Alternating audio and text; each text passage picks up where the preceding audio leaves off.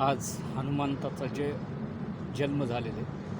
पण हनुमंताचा जन्म कुठं झालेला आहे हे कुणाला माहिती आहे का? कर्नाटकमध्ये अंजनी पर्वत आहे तिथं झालेलं आहे. आणि त्याचा एक स्तोत्र आहे, पण ते मी म्हणून नाही दाखवू शकत.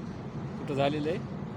कर्नाटकमध्ये अंजनी पर्वतावर झालेलं आहे. जिथं पर्वतावरती तपस्या करत बसली होती तेव्हा ते फळ येऊन तिच्या हातात पडल्यावर तिने ती प्रशासन केल्यानंतर 9 महिन्यांनी पवनसुत हनुमानचा पहाटे पहाटे सूर्य उजाडण्याच्या अगोदर जन्म झालेला आहे. आणि दुसरी गोष्ट म्हणजे खूप सारे रहस्य की आपण ज्या देवाची पूजा करतो की ते देवाची पूजा केल्यानंतर ते कोणत्या ह्याच्यातले आहेत हे आपल्याला माहिती आहे का? आपले गुरु कसे आहेत हे आपल्याला माहिती आहेत का? आपण कोणते गुरु केलेत हे आपल्याला माहिती आहे का? त्यांनी आपल्याला बरोबर मार्ग दाखविला का हे आपल्याला माहिती आहे का?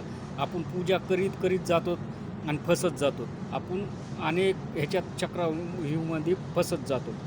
कारण की काही भगवे कपडे घालूनसुद्धा वेगळी दिशा देऊन भ्रमिष्ट करण्याचं काम करतात.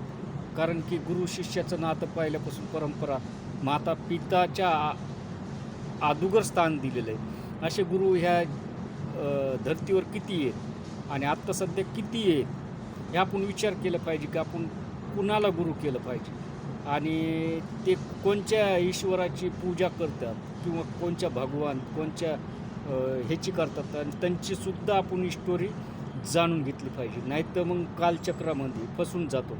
आपल्याला कालचक्राच्या बाहेर निघून मोक्ष म्हणजे काय आहे, वैकुंठ कुठं आहे कुणाला माहिती नाही. पण जरी मला माहिती असलं तरी मी सांगू शकत नाही. कारण की मला हसीची मजा लोकांची हसी आणि तिरस्काराची हे करून नाही घ्यायची. ज्या टायमाला योग्य वेळ येईल तेव्हा मी सांगेन की वैकुंठ कुठं आहे, वैकुंठ कुठं आहे, कोणत्या देवाने कुठं वैकुंठ दिलेलं आहे आणि हर देवाची हे जाण. पण म्हणतात ना, गुरु असावा देणारा, गुरु नसावा घेणारा. गुरु ज्ञान देणारा असावा, शिष्याकडून ज्ञान घेणारा नसावा. हां, परीक्षामध्ये त्यांनी ज्ञान घेतलं पाहिजे शिष्याकडून किती ज्ञान प्राप्त झालं आहे. आणि असे काही गुरु आहेत की जे शिष्याला दाबण्याचा प्रयत्न, कारण की त्यांना माहिती होतं की आपला शिष्य आपल्याकडून काय नाही घेताना तो बराच उंचीवर चालला आहे. मग त्याची काहीतरी नस दाबून त्याला हे करण्याचा प्रयत्न करतात. ते म्हणतात ना, राग झाली तरी उठून बसतो, राग कित्येक वेळा झाली तरी तो उठून बसतो आणि आपल्या मार्गाने चलत राहतो. त्याला काय म्हणतात?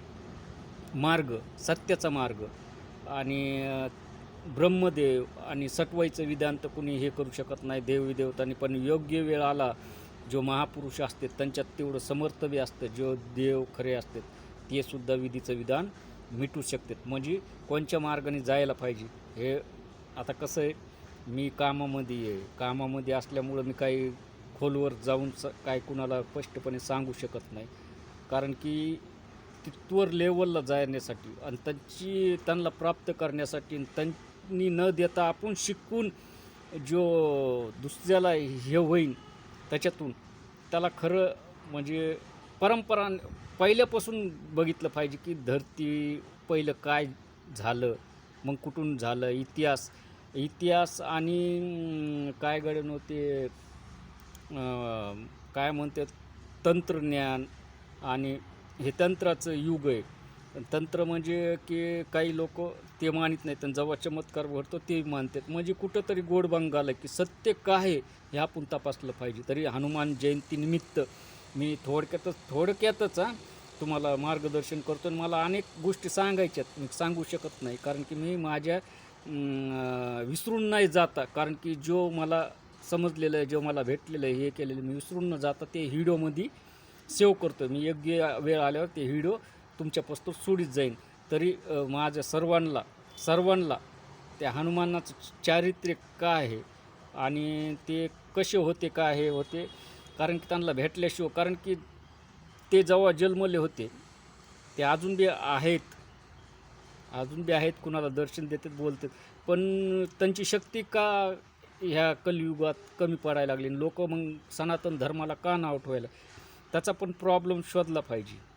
हे समजून घेतलं पाहिजे की हर देवाचं अस्तित्व कोणच्या देवाचं अस्तित्व आज बी कलियुगात आहे आणि आपण कोणच्या मार्गाने चाललो आणि आपल्या काय करायला पाहिजे. तरी एवढंच बोलतो, जय हिंद, जय भारत. माझा ह्या हनुमान जयंतीनिमित्त तुम्हाला काही सांगण्याचं उद्देश होता, त्याच्यात काही हे नाही आहे. तरी जय हिंद, जय भारत.